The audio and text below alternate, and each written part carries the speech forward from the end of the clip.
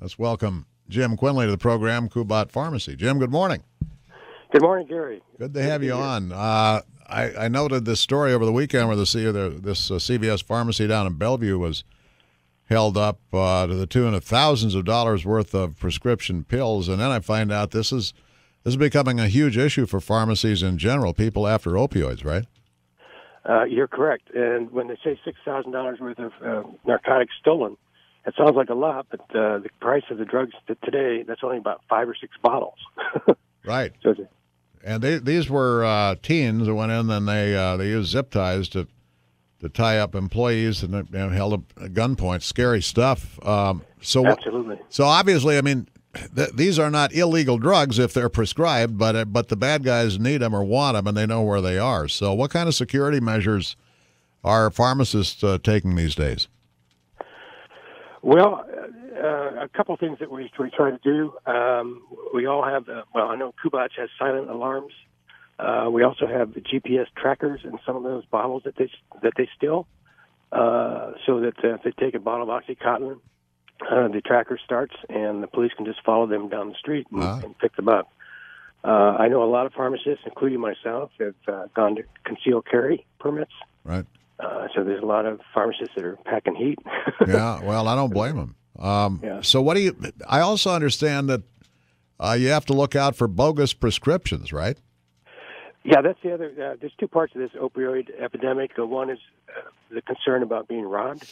The other one that pharmacists are bitching about is looking for forged prescriptions. The state of Nebraska has a program called Knee-High, which monitors all prescriptions written by doctors and filled at pharmacies. So we have access to that information instantly. So if somebody comes in and it looks like they have a forged prescription, we can get on that system and see if they've been pharmacy shopping or doctor shopping. I had one person that was kind of funny.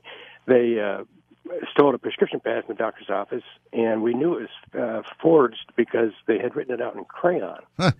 I think a lot of these people are jonesing on drugs. They don't think clearly when they do these things. He wrote it out perfectly. He knew the SIG and how to write it, but he used a crayon, so that was a dead giveaway. Wow.